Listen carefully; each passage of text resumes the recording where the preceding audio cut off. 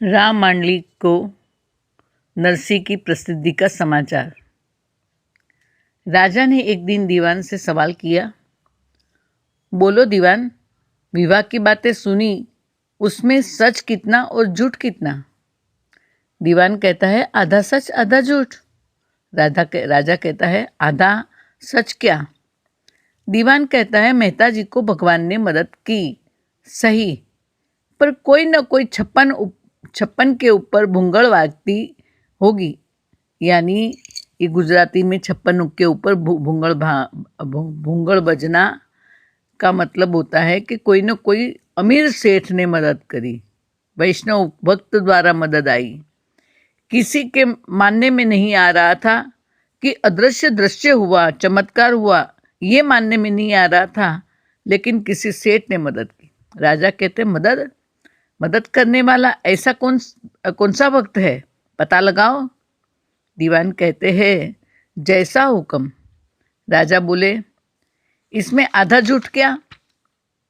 दीवान कहते, सरकार आज्ञा दो तो मुंसफ को बुलाऊं, वो तो उनके बीच में रहा है, उनकी जात वाला है, बारात में भी जाकर आया है, 1 महीना उन संग रहा। राजा कहते, बुलाओ। थोड़ी देर में मुंसफ आ गया।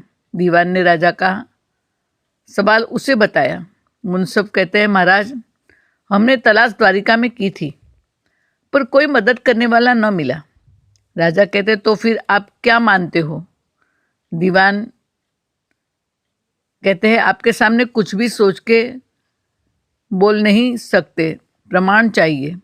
प्रमाण बिना नरसी को झूठा कैसे कहे? आप उन्हें बुलाओगे तो वो भी यही कहेगा कि प्रभु ने मदद की, पर हम उस बात को ऐसे कैसे स्वीकार करें? राजा कहते, तो फिर?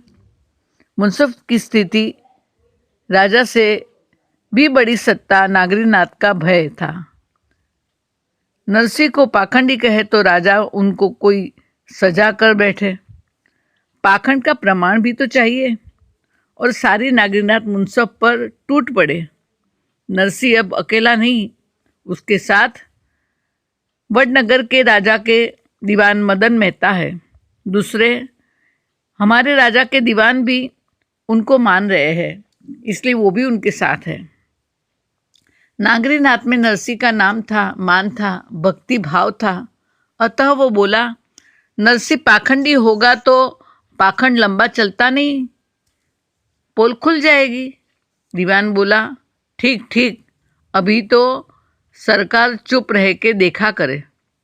दीवान ने कहा, पोल खोलनी होगी। मुंसफ को दीवान का बल मिला तो उसने भी नरसी के छिद्र ढूंढने की कमर कसी।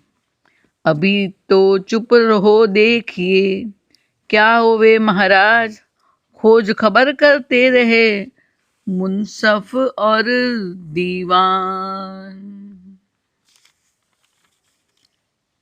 दूसरी तरफ कुंवरबाई का विवाह का प्रसंग आता है। दूसरी तरफ गुजरात भर के नागर में नरसी अब शक्ति संपन्न प्रसिद्ध हुआ। श्यामल की शादी को 4-6 मास हुआ और उना गांव के श्रीरंग नाम के श्रीमंत नागर ने अपने पुत्र के लिए नरसी की बेटी कुंवर का हाथ मांगा। नरोत्तम की मासी का पिहर श्रीरंग के ही कुटुंब में ही था, अतः वही ये बात लाई थी। माणिक कहती है, बेटे की शादी के बाद माणिक अब बेटी की शादी की ही चिंता करती थी। माणिक ने पति से कहा, भगवान की कृपा से अभी हमारे पास हाम दाम और काम सब तैयार है, हिम्मत भी है, कामकाज भी कर सकते हैं और दाम भी है, गहने वस्त्र भी बहुत है, भोजन सामग्री भी रखी है। मैं तो मानती हूं कि श्री हरि ने ही श्रीरंग मेहता को ये प्रेरणा दी है। नरसी बोले, दारा, जैसा तेरा विचार ही मेरा विचार। बुला नरोत्तम को और उससे सलाह लो, प्रभु जैसी भी प्रेरणा दे वैसे कुंवर का विवाह कर दो। और कुंवर का विवाह भी लगभग श्यामल के विवाह जैसा ही हो गया। माणिक निश्चिंत हो गई और भजन में लगी। माणिक निश्चित हो गई, भजन में लगी। और नरसिंह मेहता ने 1.25 लाख भजन बनाने का निश्चय किया था, तो वे भी अपने भजन लिखने में लग गए। श्यामल जैसी शान से कुंवर गई ससुराल, माणिक निश्चिंत हो गई, नरसिंह भजे भगवान। अब छोटे काका भक्ति रस में डूबते हैं। प्रसंग आता है। एक रात छोटे काका गजानन के घर के पास बैठे थे। नरसिंह का नित्य नियम था सुबह मंगला में प्रभाती गाते हुए दामोदर कुंड जाना, स्नान करना, दामोदर मंदिर में 4-5 भजन सुनाना, फिर घर आके द्वारिकानाथ की सेवा करना, उनको भजन सुनाना, फिर दिन भर भजन लिखते रहते थे। शाम को सत्संग करते थे, रासलीला आदि उसमें होता था, और फिर रात्रि को भोजन के बाद फिर 5 भजन भगवान को सुनाते। साथ जो बैठने आता भजन कीर्तन में वो आते, वरना भले 2-4 लोग, लेकिन 5 भजन गाते। आज भी रात्रि को भोजन के बाद 5 भजन सुनाने बैठे थे। नरसिंह का भजन उस समय काका के कान पे पड़ा।